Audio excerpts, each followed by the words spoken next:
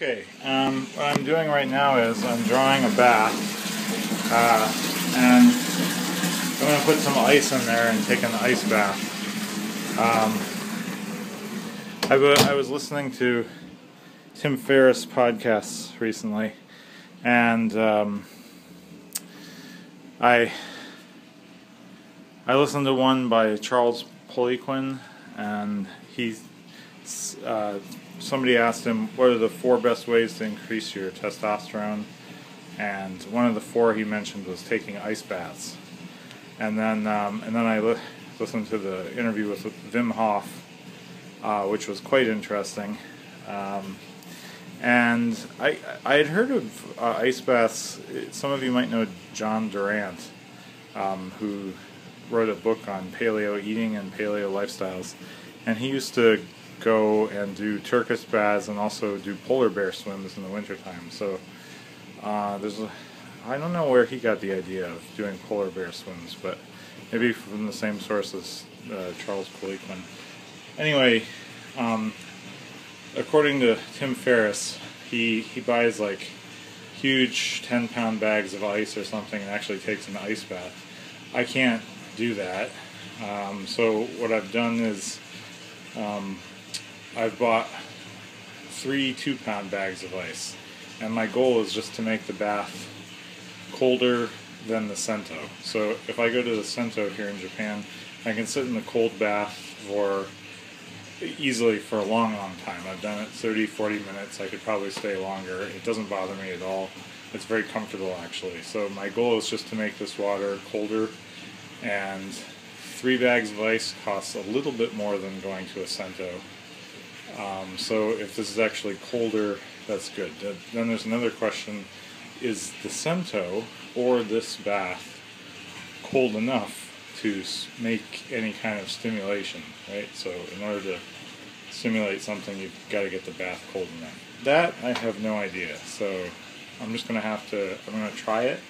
I'm going to sit in there for 10 minutes up to my sternum, I guess, and I'm just going to see how I feel afterwards. So I'll get a book and set a 10-minute timer and jump in there as soon as the water's high enough. So I just dumped the ice into there, but it's melted away almost immediately. I put cold water in. It's not that cold. I don't think this is going to be cold enough to do anything, but we'll try it and see how it feels.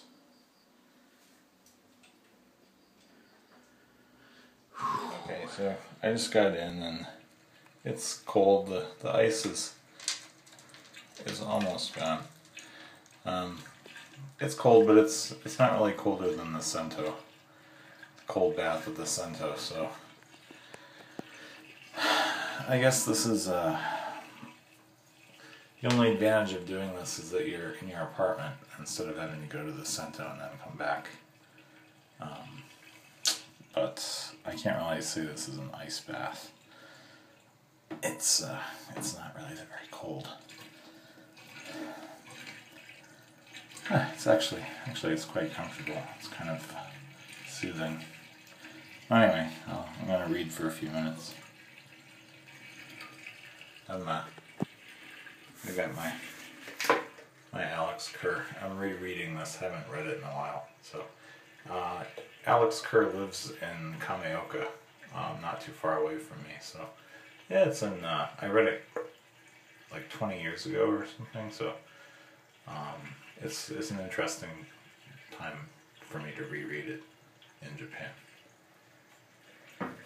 Well, I've been in here for more than 10 minutes, probably 20 minutes. It's very comfortable.